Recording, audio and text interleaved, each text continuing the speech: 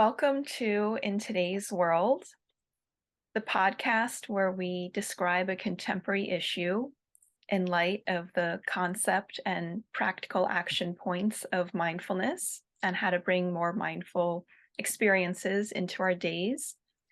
I'm here with David, and he is the proud owner of Mug Branding, which is a copywriting business that promotes many other businesses. So he uses his talents to promote the well-being and viability of other businesses and helps create content that captures attention, connects with their audiences, and increases sales. He's made literally hundreds of millions in sales and has helped companies scale their products and ideas to levels they never thought possible. He's also ventured into new terrains with his Mind Castle music, where he creates ambient music to help people focus and become more mindful and more present during their days. And his superpower that I've seen and witnessed within him is being very adventurous and not being afraid to incorporate new modalities and new professional ventures into his portfolio. And he's also a very kind soul. So all of that together is a very sharpened and wonderful superpower that I think the world is really benefiting from. So thank you, David, for being on this podcast. Thank you. Thank you for having me. I really appreciate it. Happy to be here. Oh, of course, of course. So if you would like to introduce me. Yeah. Let me, so, I've recently had the opportunity to meet Isla, and it's been incredible. So she's a wellness coach that works in mindfulness and like emotional intelligence. But one of the things that I thought was fascinating is her work with mindfulness, like incorporating art into that.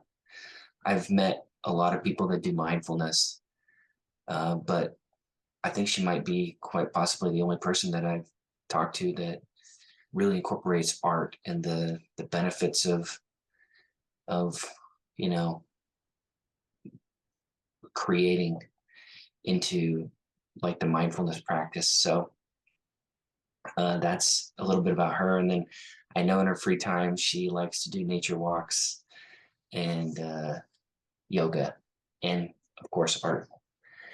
And one of the couple of superpowers that I've noticed from meeting Isla, one of the things that I really noticed is she's very, I think one of her superpowers is just her gift of genuine, I guess you would say genuine kindness. It comes across like a very accepting and genuine kindness, very thoughtful. Maybe that's multiple superpowers, but just kind of this, she's always so grateful. That's another superpower of hers, is her gratitude. Because I think in this world, a lot of people are, I don't know, we get so busy that we forget to be grateful. But I've just noticed she's always so grateful for even the smallest things. And I think that's definitely a superpower of hers. Thank you so much. I truly appreciate your kind words, David. It's really touching. And when you were describing everything, I could tell that my body, just everything started to shift for the better inside of me. So thank you so much. I'm going to signal the bell just to note that we've made a meaningful connection and a conversation here. And you might feel free to take a few breaths, whatever you feel is necessary in your body, as we're warming up for the conversation we're about to have. about being mindful for people who work at home. So before we start, I would like to take just a little bit of time to talk about the meditation that both of us completed before we started this podcast. And for David, it was his first time, or one of his beginning introductory experiences to meditation. And I don't know if you'd like to respond or reflect on your experience meditating. We completed a 2 to 3 minute guided meditation, which I led before this. And I'm very curious, and maybe our listeners are curious too, about his experiences as a meditator on this podcast. Sure. Yeah. Yeah, no, it was, I'll say this, it was very, I guess the words I would use is it was very centering, very relaxing. Help me transition, I think, into a space of just feeling um more like letting go of the tense vibes, I guess, or feelings, or even just like the muscles in my body, just kind of being able to relax that, relax my mind, clear my mind, and Mhm. just kind of be where I am. So I that was a I think that was really what I felt when we were doing the meditation, and it was really beneficial, I think, and really helpful. Wonderful. A great Oh, beginning experience for a beginner, a great experience. excellent, excellent. Have you had other experiences? I realize you're a beginner, but was this literally your first time? I don't know. I don't, it wasn't my first time, but I do use like occasionally I use some apps and stuff, and I listen. So I don't generally listen like in person. I've only maybe done that with an actual, you know, mentor or coach or whatever you would, you know, consider that, instructor. I don't know, but I've only done that maybe two or three. Now maybe this is only my second or third time. I've done it a few times with like pre-recorded apps and stuff like that, but in person, this was one of the first couple. Wonderful. Well, I'm happy. Maybe I'll ring the bell to signify a good beginning. Thank you so much for trying it with me and for being adventurous. I Mhm. really appreciate it. This is great. So, our topic for today is being mindful when one is working from home. And I usually start off with a poem. And today I thought I'd recite a poem called Thoughts by Myra Viola Wilds. What kind of thoughts now do you carry in your travels day by day? Are they bright and lofty visions or neglected, gone astray? Matters not how great in fancy or what deeds of skill you've wrought. Man, though high may be his station, is no better than his thoughts. Catch your thoughts and hold them tightly. Let each one an honor be. Purge them, scourge them, burnish brightly. Then in love set each one free. It's incredible. That's good. Thank you.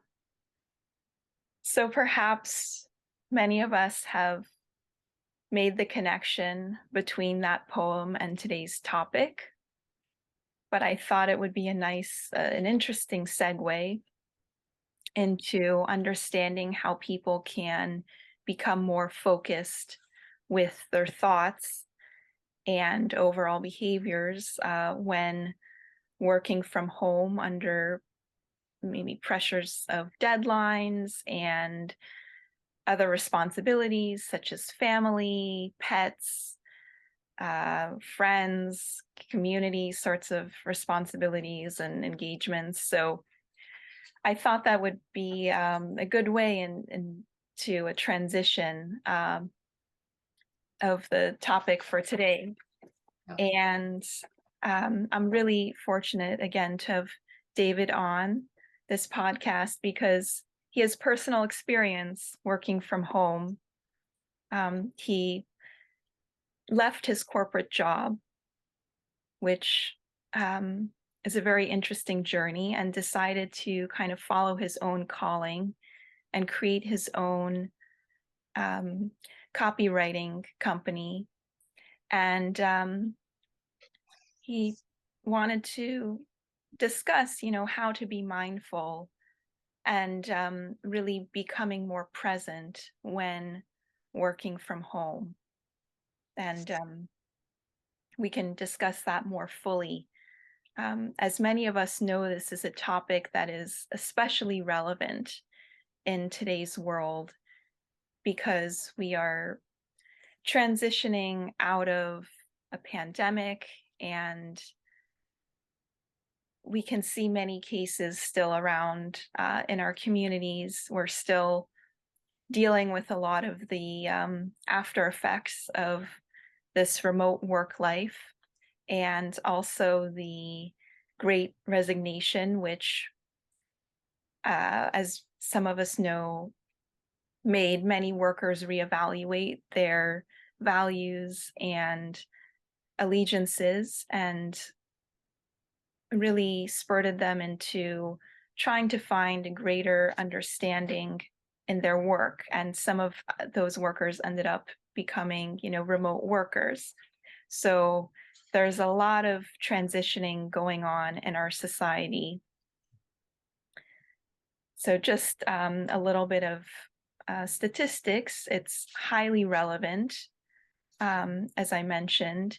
And according to the Census Bureau, the number of people working from home tripled between 2019 and 2021, so during the pandemic. So it went from 9 million people in 2019 working from home to 27.6 million people working from home. So it's a very pertinent topic, and 16% of companies are fully remote globally.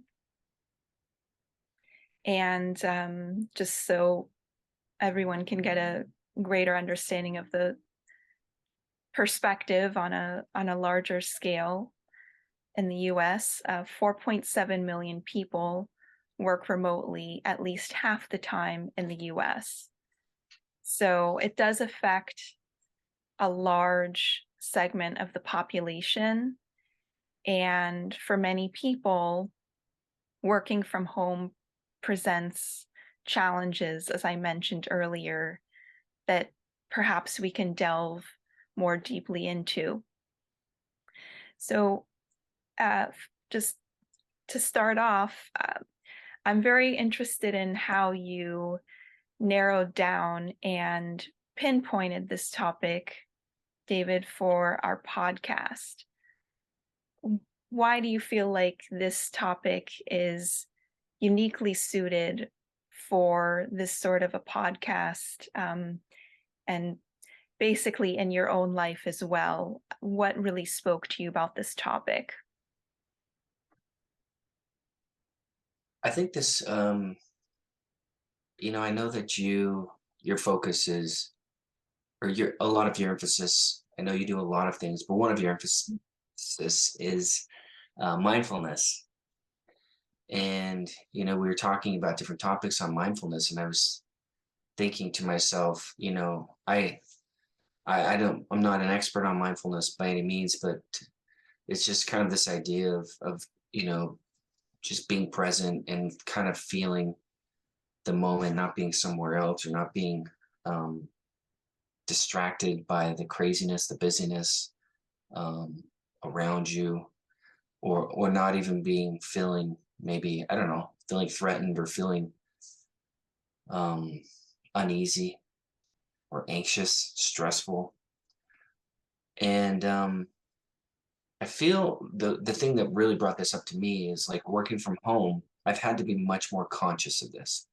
Mhm. And that's kind of what led me to think like, oh, this could be a good topic to talk about because uh, before, when I worked in the corporate world, I think when you have a routine and when you're when you're working at a job where you have to go there 9 to 5, um, you you kind of have a routine, and you you go through your day, you have your things that you do, you take your, you wake up, you take your shower, you eat your breakfast, you go, you do this, you have your little cubicle, you can focus, like everybody around you is working and focused too, so you can just it's very easy to, I guess, stay in your lane, for lack of better words, without being without focusing as much on your mindfulness.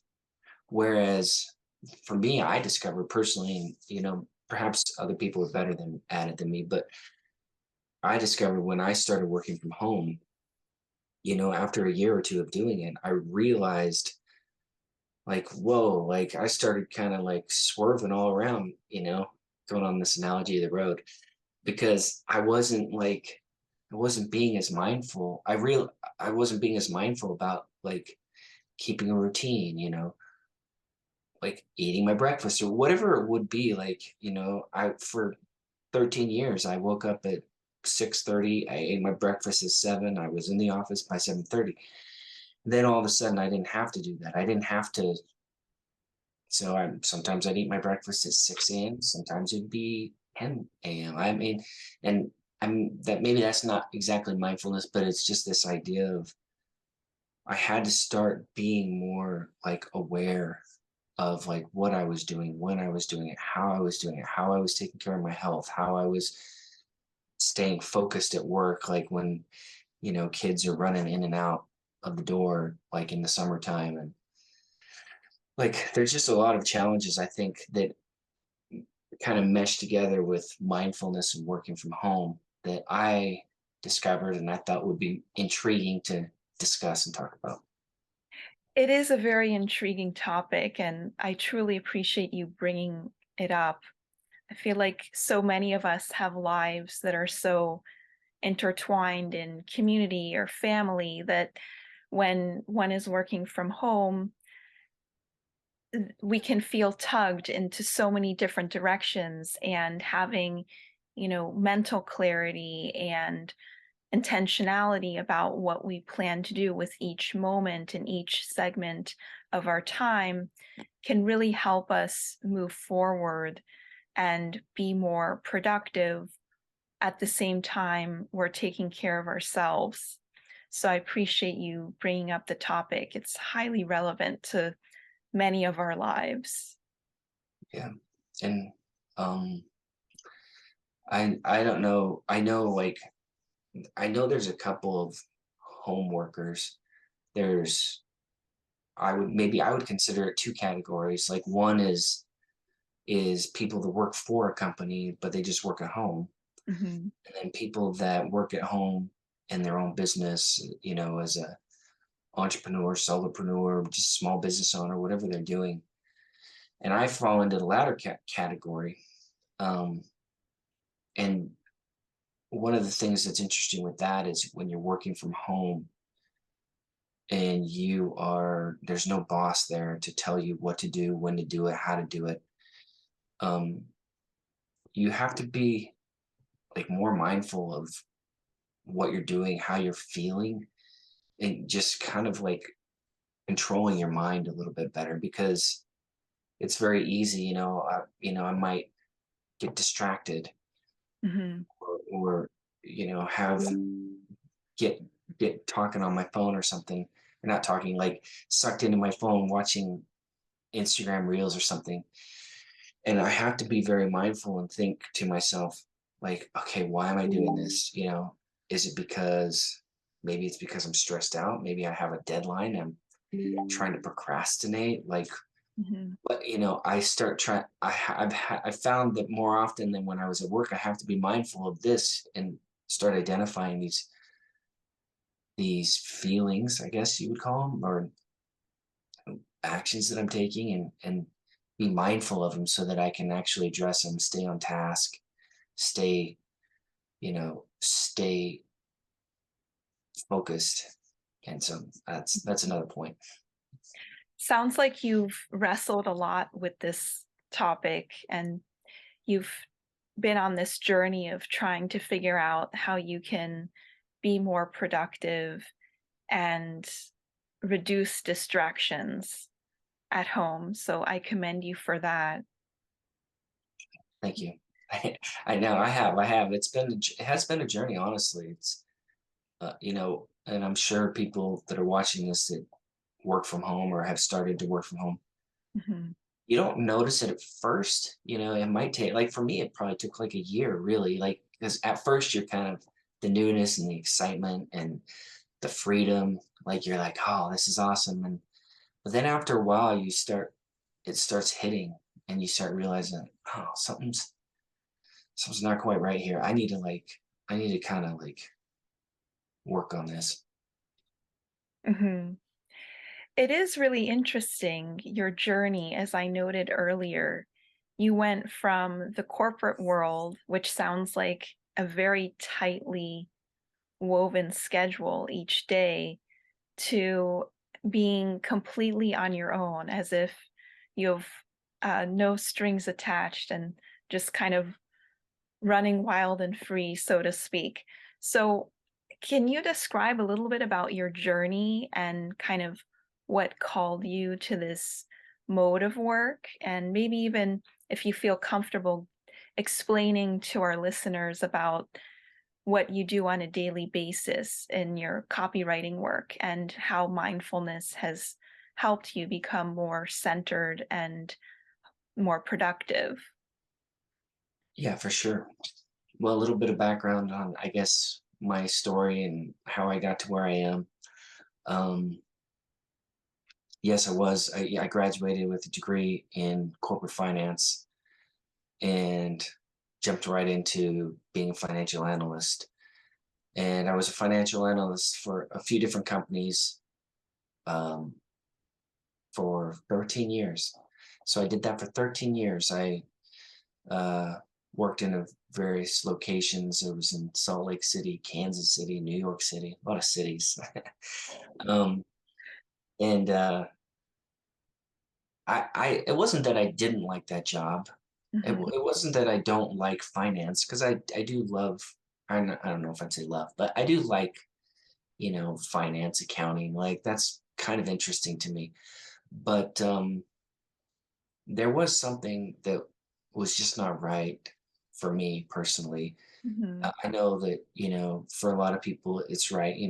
My journey is not everybody's journey, but for me, it just wasn't the right. I thought, I had these dreams, like graduating from college, like, oh, I'm gonna rise to the top. I'm gonna be the CEO of a big company and have the corner office. And mhm, after working in there for, I don't know, 5 or 6 years, I realized pretty quick, or like at about that point, like, no, I don't like this. I don't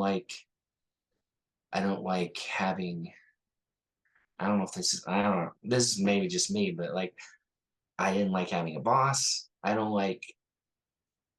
like having somebody tell me like when I could take a vacation or when I couldn't take a vacation. Like, I didn't like somebody telling me like, you only get a 3% raise this year, or not. And mhm, I didn't like a lot of these little things. Those are just a couple examples, but I didn't really like it.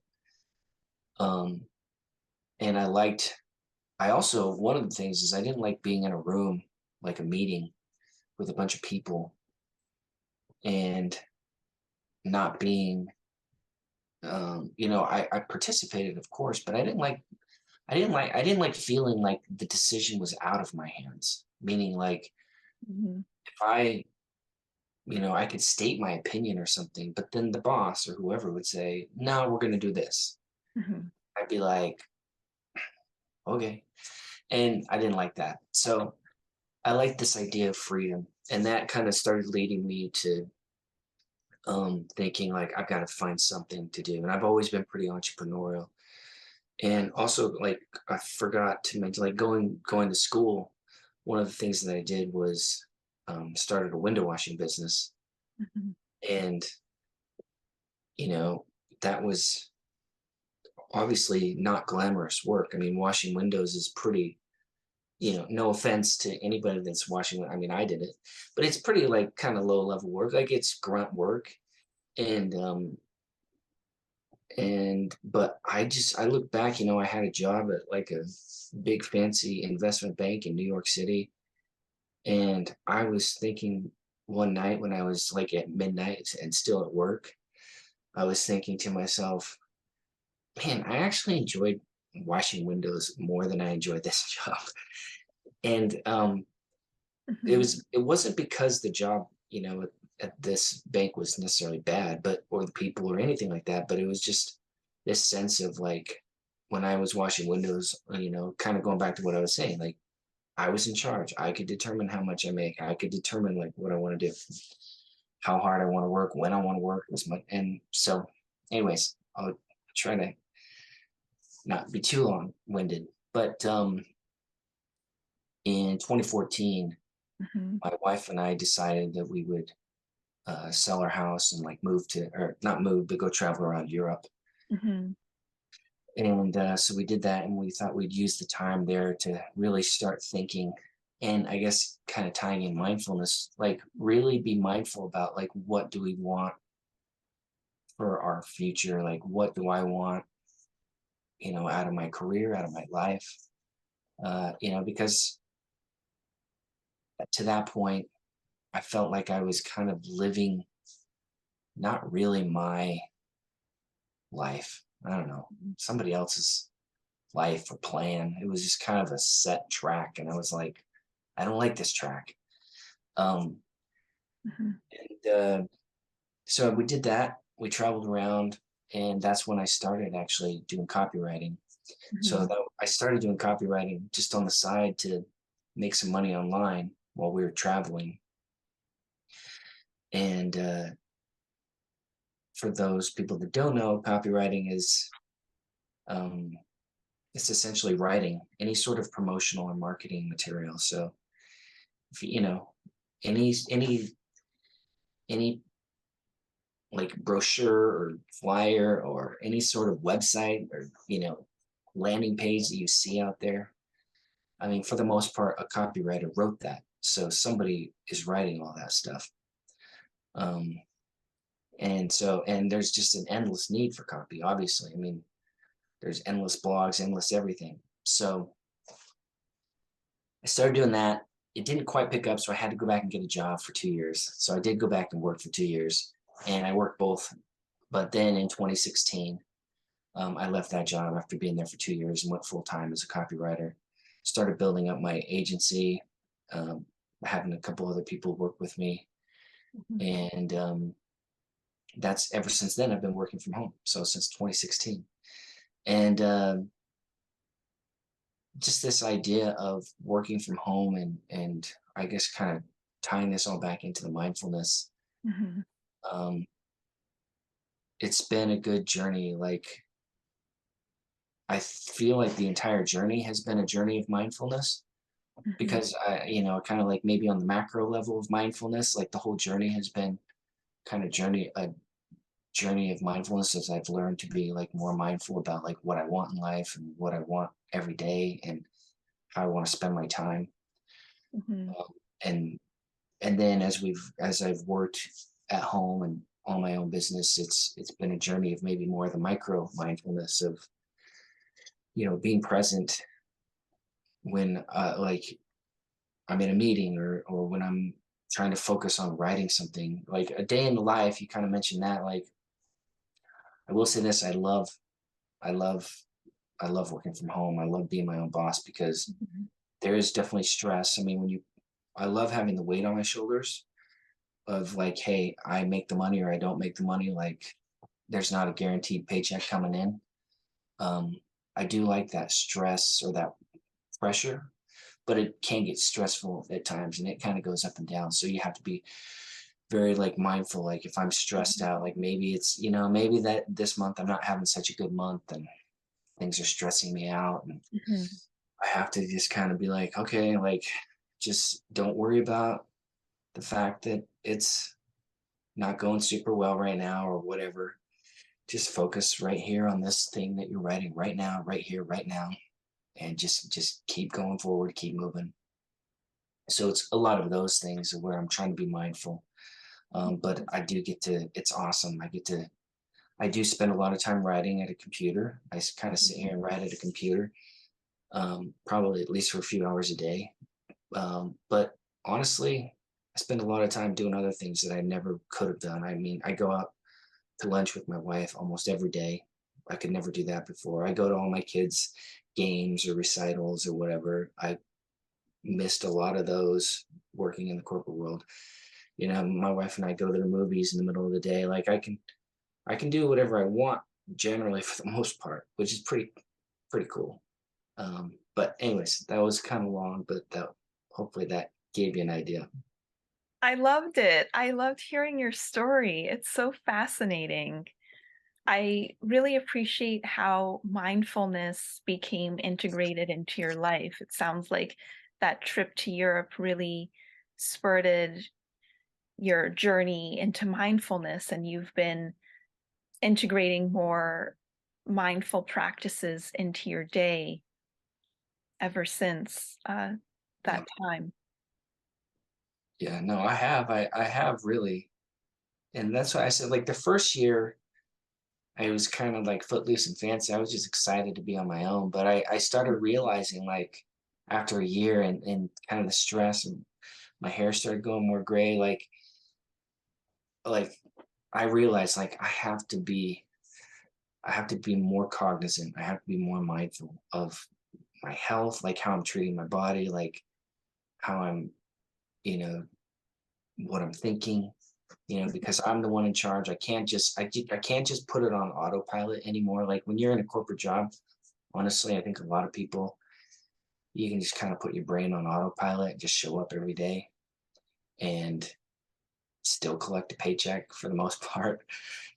It's not a good thing to do, but I think a lot of people do it.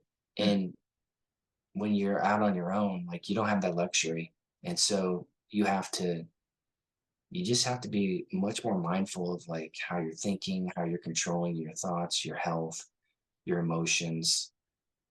And that's been I'm still learning for sure, but that's been something that I've definitely been like working on over the last few years. Mhm. We all have been learning. I feel like we're all journeying in terms of our understanding what works for us, what doesn't work for us, how can we learn more and bring more mindful awareness into our lives. Many of us are, at least. Can you describe a few mindful practices that you feel like are especially helpful for you? Maybe some of our listeners might be inspired to integrate these or other practices into their lives. Sure. Um, I'm not an like I said, maybe there's names for some of these things that I do, or I don't know if there is or not. Um, but so I'll just say how I think of it, but you might have official names for these. But one of them is probably just, I would say, I don't know what you would call it, but it's kind of what I was talking about earlier. Like when stress comes, like for me, sometimes I get, you know, it's like when it rains, it pours, meaning like I might get like 10 jobs like piled on me right at once. And it gets overwhelming. And my mind wants to just like procrastinate or like my wife, I think, is getting good at telling, like, when I'm like in our room or something and like, hey, what just shooting the breeze or something. She's like, do you have like lots of work to do right now? Because you're just kind of sitting here like talking to me for no reason. Not that she doesn't want to talk to me, but like she can tell, like, I'm like, yes, I have like so much work that I should not be in here talking. But anyway, so it's sitting down, like calming my, like maybe clearing my brain, actually taking like a minute to just kind of get rid of that overwhelming feeling. Mhm. It's just taking a few deep breaths, just clearing my mind, saying, just do the best you can. Like, if something doesn't get done, whatever, it's not the end of the world. And Mhm. it probably will get done if you just sit down and start working. So just like really controlling your brain and just saying, all right, don't let it wander, don't let it go. So that's one thing. I don't know what that's called, but You it's don't just have making mhm. present. Yeah. Just kind of clearing your mind and just reiterating with yourself like you're safe, like it's not going to be the end if you know just keep working, and you don't have to be stressed. Just clear it and go. And it's funny, when you do that, you actually end up usually getting it all done, and then you feel really good. um Another one is, like, I don't know if this is mindfulness. I think it's mindfulness. Mhm. Is like, I've been very diligent about starting and keeping a morning routine. Mhm. I think that's I've found that's very critical because, like I said, in the corporate world, I kind of, even though I didn't really like consciously have a routine, I had a routine. Like, I woke up, because I had to be to work at whatever 7:30 or whatever time it was. So Mhm. I'd wake up and I'd do this, and then I'd do this, and I'd do this, and I'd brush my teeth, I'd take a shower, I'd whatever, Mhm. I had a few things. And when I started working from home, a lot of that kind of went to the wayside. Mhm. So just really keeping a routine and helping me keeping my mind's like focused on like going through like what I have to do for the day, or what I actually um you know what needs to be done versus what doesn't need to be done, so I can kind of manage that stress a little bit, and then just keeping that routine. So that's the second. Just want to thank you so much, David, for being on today. It really illuminated a lot of different ways in which we can become more mindful. And I feel like I learned so much from your personal journey in terms of following your own calling and making that work for you in a way that's helpful for your mind, your body, your spirit. So thank you so much for sharing all of this wisdom with us today.